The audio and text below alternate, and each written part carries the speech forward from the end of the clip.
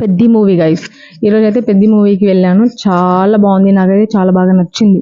మీరు ఏమన్నా చూడని వాళ్ళు ఉంటే చూడండి, మీకు కూడా డెఫినెట్గా నచ్చుతుంది అనుకుంటున్నాను. నేనైతే రివ్యూవర్ని కాదు, కానీ ఎందుకో మూవీ బాగా నచ్చింది.